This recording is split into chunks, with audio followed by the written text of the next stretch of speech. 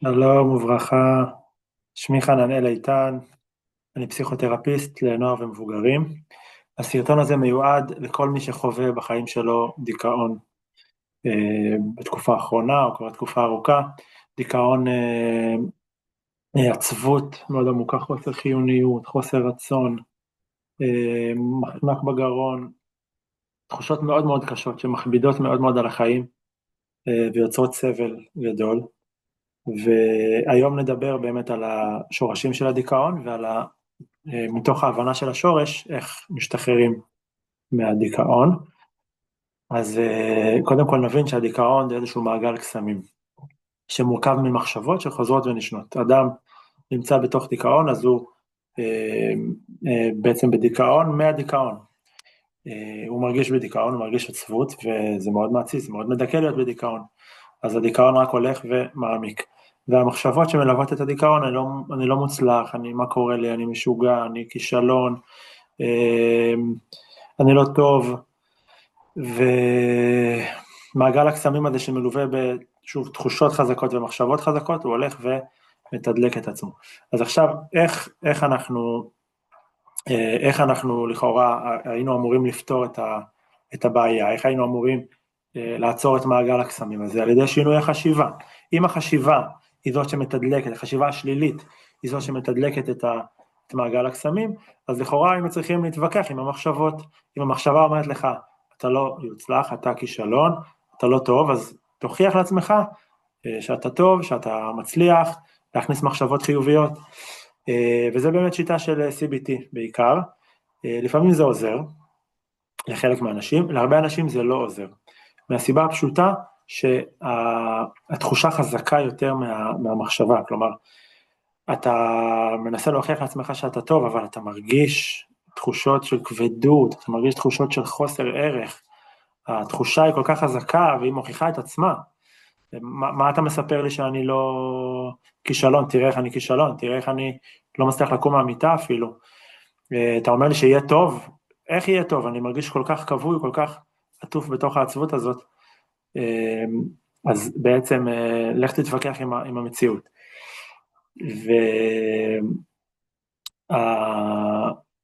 ומה שחשוב באמת כן לדעת, ופה אנחנו מתחילים כבר לדבר על הפתרון, זה דבר ראשון, שהאמת היא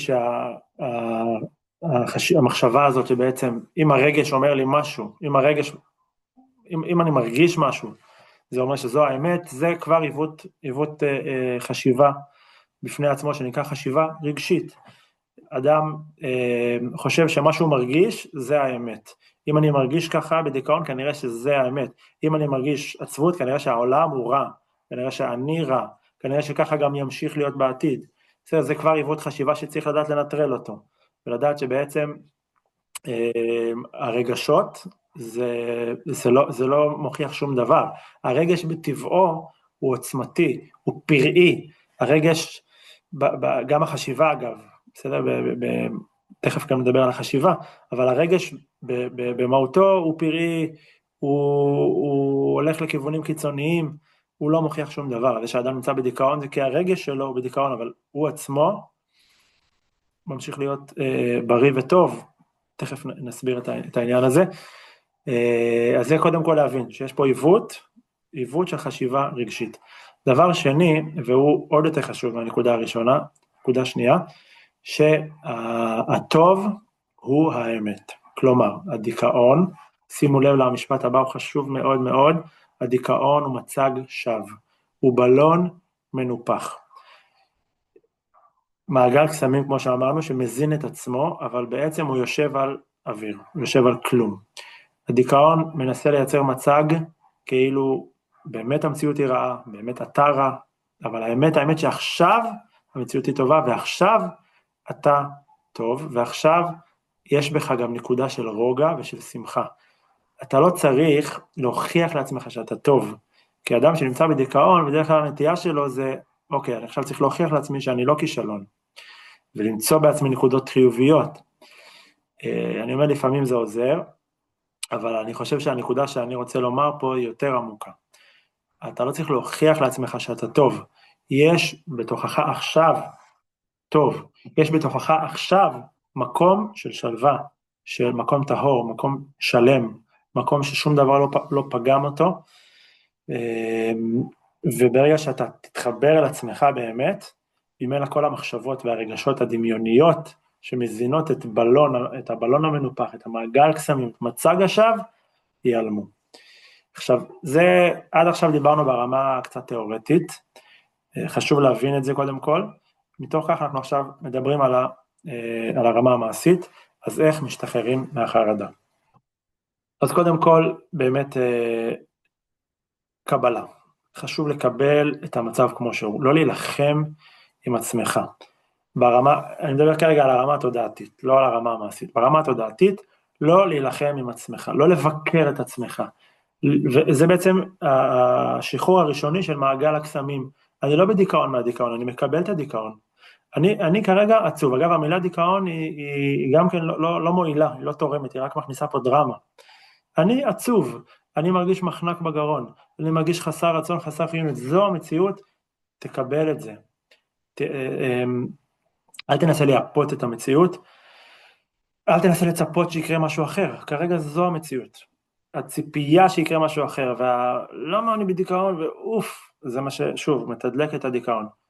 תן לדיכאון להיות, תן לתחושות להיות.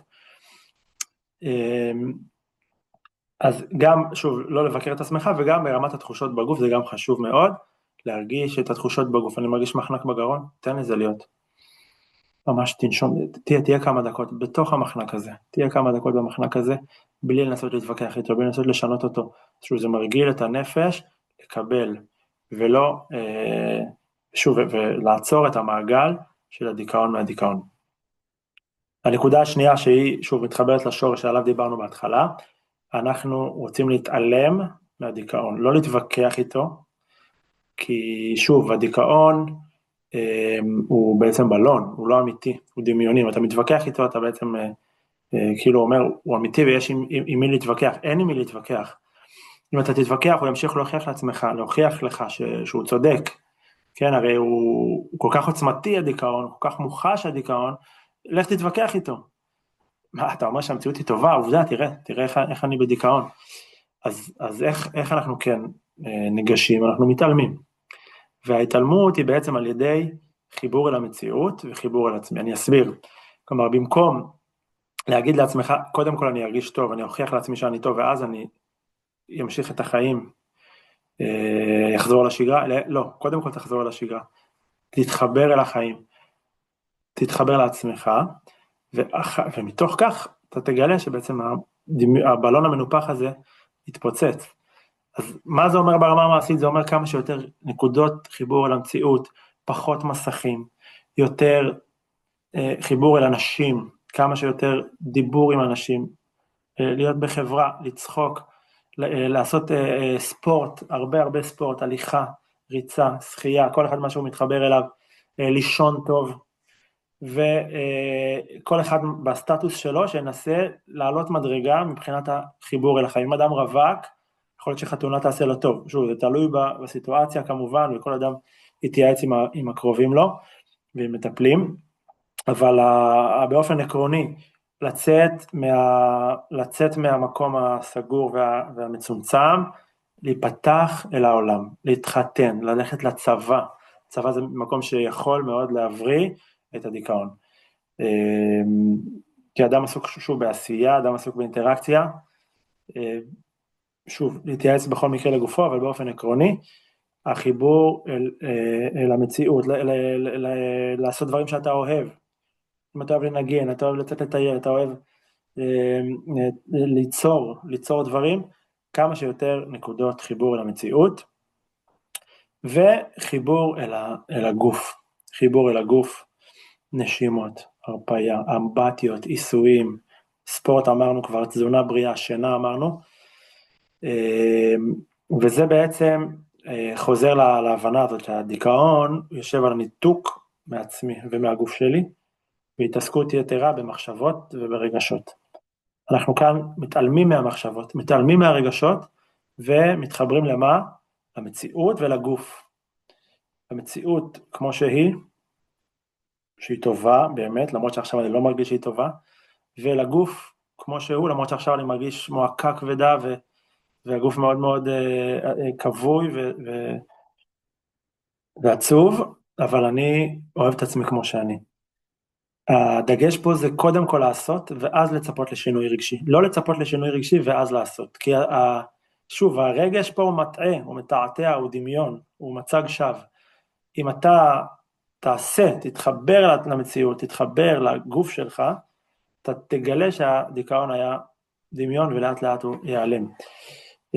כמובן, יש פה עוד עבודה של למצוא שורש, וזה יותר עבודה בדרך כלל בקליניקה מול מטפל, של להבין על מה יושב הדיכאון, כן, שזה גם כמובן נכון, זה בדרך כלל יושב על טראומה, איזשהו דפוס שהתקבע מההורים, אולי איזשהם חסכים שבבית לא דיברו על רגשות, או שאדם חווה אלימות בבית, או שהוא לא חווה מגע ואהבה וחום, כל הדברים האלה זה עוד עבודה בפני עצמה שכדאי ומומלץ לעשות מול מטפל, אבל רוב ככל העבודה ניתנת גם לעבודה עצמית, כל אדם עם עצמו. עוד נקודה חשובה, מומלץ להיעזר בתוספי תזונה, כל מה שקשור לתרופות זה כמובן להתייעץ עם פסיכיאטר, ובאופן כללי תוספי תזונה, דבר שהוא יותר מומלץ, גם פה כדאי להתייעץ עם רופא משפחה, להתאים את המציאות, להתאים למציאות ולאדם. מומלץ על HTP5, זה תוסף תזונה שמאוד יעיל לדיכאון, שוב, להתייעץ, בכל מקרה לגופו עם רופא משפחה. והנקודה האחרונה, חשוב לדעת שכל שינוי קטן הוא משמעותי, אדם לא צריך לצפות שבבת אחת פתאום הוא ירגיש טוב, כל תזוזה קטנה ברצון, כל תזוזה קטנה בעשייה, אדם הצליח לצאת מהמיטה, הצליח לצאת לעבודה, מדהים, לא לצפות לשינוי דרמטי, ובעזרת השם, אדם באמת יעשה את כל הדברים הללו, גם קבלה, אני חוזר בקצרה על כל הנקודות, קבלה תודעתית, אני מקבל את עצמי כמו שאני, לא מייפה את המציאות, לא מצפה למשהו אחר, זה כרגע המציאות, אני אוהב את עצמי ככה, מתחבר לתחושות בגוף, שם לב לתחושות של הדיכאון בגוף, איפה זה נמצא, מרפא, מאפשר לדברים לקרות, והדגש הכי חשוב, יציאה אל המציאות, חיבור אל המציאות, חיבור אל הטבע, חיבור אל הגוף, כמה שיותר מעגלי קשר עם המציאות,